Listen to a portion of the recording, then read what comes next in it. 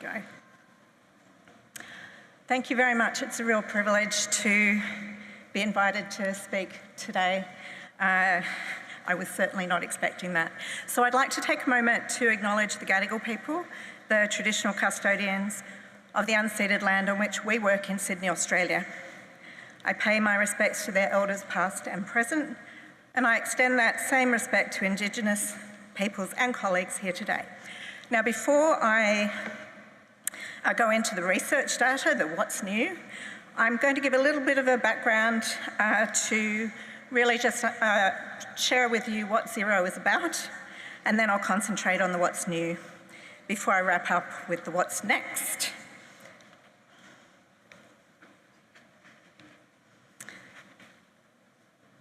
So cancer is the leading cause of death from disease in children in Australia and actually in most developing countries. And for those children who do survive, around about 2/3 of them suffer very serious lifelong side effects. And of course that creates a heavy burden on the health system.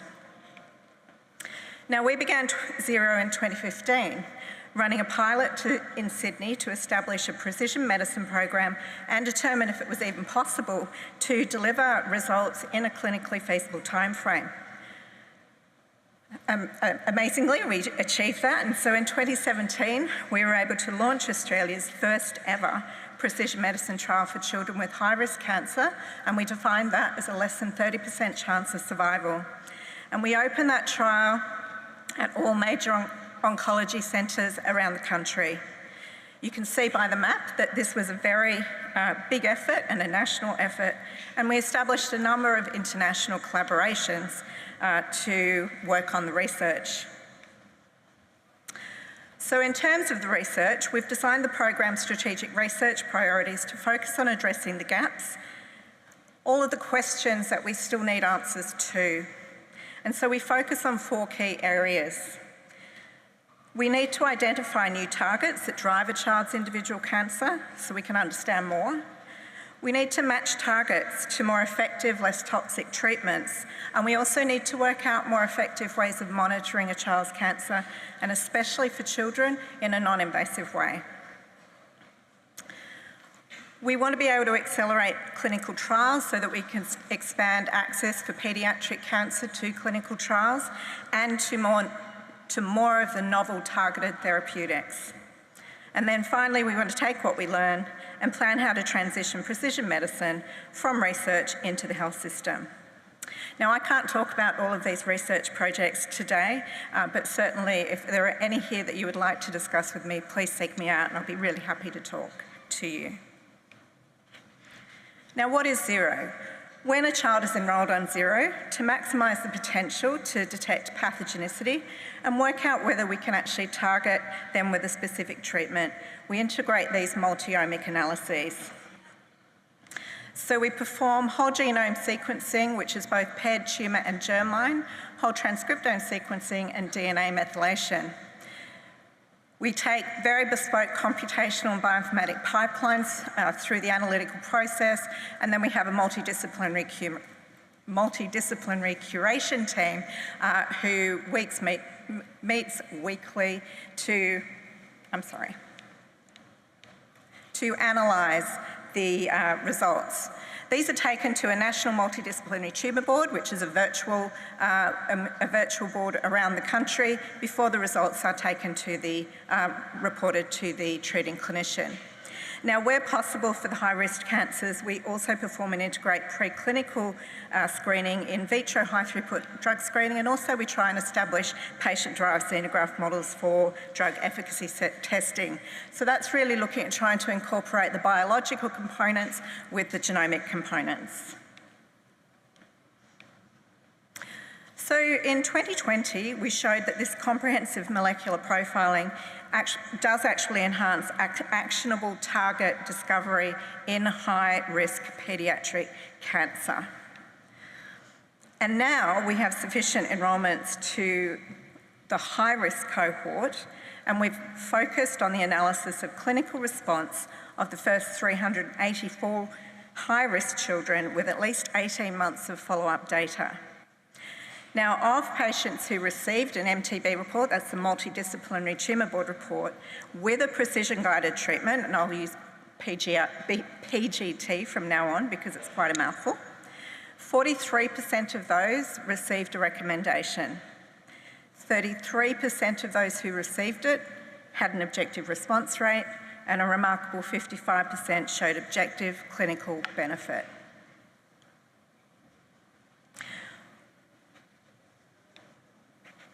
Now, when we looked at those patients who had PGT versus those who did not, progression-free survival, the 2-year progression-free survival more than doubled. And when comparing PGT to that of an unguided treatment, so a novel agent not chosen on the basis of a molecular finding, the progression-free survival was 5 times higher. Now, when we looked at those patients who received a PGT prior to relapse or progression since enrolment, they had a significantly higher response rate than those patients receiving a PGT following disease progression. Now, this is a very compelling finding because it has strong potential to influence change. Change in when and how patients are managed in the future, as it strongly suggests that treating a patient with a PGT prior to the evidence of disease progression is more likely to lead to better outcomes. And another key message from this analysis that I'd like to share with you is that the number of cumulative favourable factors was associated with better response rates. So what that means is the favourable factors that we looked at were high-level clinical evidence, so a really top-tier MTB recommendation, structural variants, and in this case mostly fusion genes, and then early treatment, so prior to relapse or progression. Now, the 2-year progression-free survival was 48% for those who had two of those 3 factors, and a remarkable 88% for those with all 3 favourable factors. This suggests that patients with targeted fusions and with treatment recommendations supported by high clinical evidence should be treated with PGT, and ideally prior to disease progression. I'd like to shift focus now to cancer predisposition, and of course I'm sure that this is something that is very familiar to many of you in the room here today. Much actually remains unknown about the prevalence and type of cancer-associated germline variants and their relevance to the development of cancer in children. And I think Alex Sasha gave an absolutely smashing talk just before me, so quite an act to follow. But I think there's some very exciting stuff there. So Xera's paired tumour normal whole genome sequencing approach has been a really unique opportunity to better understand this. I want to share a few key messages now from an analysis of the spectrum of germline pathogenic variants, and I'm going to call them GPVs from now on, and the clinical impact that's arising from the paired tumour germline whole genome sequencing, and also the whole transcriptome sequencing of almost 500 high-risk patients from the Xera cohort. So from this analysis, we identified almost 16% of children with a GPV. Now, we also found that the tumour features enhance the detection and interpretation of germline cancer risk findings. We identified cases where the tumour molecular features triggered a manual review of the whole genome's germline whole genome. So this actually led to the identification of a reportable GPV in 14% of those cases. One of the really striking learnings from this analysis is that just under half of the GPVs that are identified are found in children with cancers not previously known to be associated with that GPV. And critically, 48% of those would not have been identified by genetic assessment based on existing national clinical testing criteria.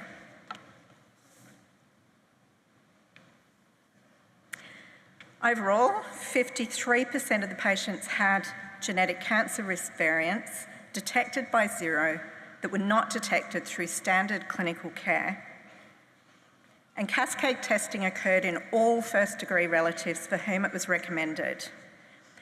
The parental lineage was confirmed 74% of the time, with 22% of the cases identified as de novo.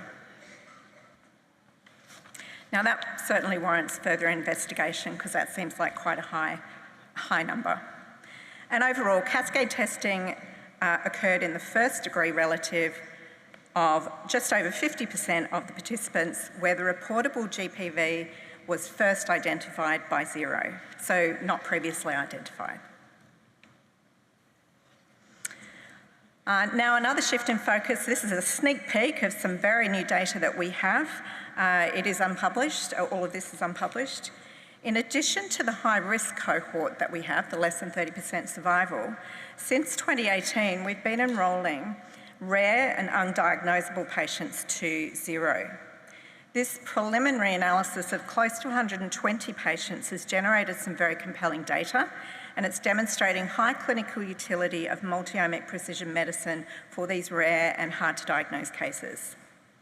So they're split into 3 groups, and you can see Group A here is for those with diagnostic uncertainty, and we were able to clarify that diagnosis and change that in 80% of the cases. When a molecular characterisation, Group B, was the primary reason for enrolment, the clinician's question was answered in all cases, and 20% of them showed a refinement in the diagnosis.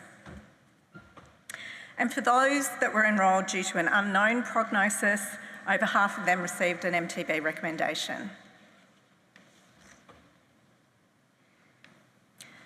Now, most recently, 0 is available to all Australian children with cancer. And we're doing this to learn whether this model that we have will benefit all children with cancer, irrespective of their type, stage, or risk. 02 trial is now open nationally at all 9 paediatric oncology centres in Australia, and I'm really absolutely delighted to say that within the next few weeks we will have 0 open in New Zealand as well. We have a number of ongoing sub-studies, including psychosocial, an emerging germline cancer predisposition registry study, e-consent, liquid biopsy, and many more.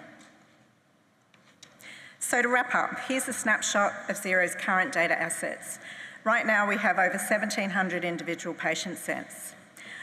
700 of those have been enrolled since December, when 0 was open to every child with cancer in Australia. So if that rate continues, we'll probably have somewhere between 2,500 to 3,000 individual child cancer paired tumour germline data sets, which will become much, much richer over the years as we collect the follow-up data. We have established and instituted a national multidisciplinary tumour board, and we are able to deliver clinical research reports in a clinically feasible timeframe. We have a number of emerging research programs, and we have significant structure, customised pipelines and new software that we've developed to be able to scale up this genomic precision medicine nationally.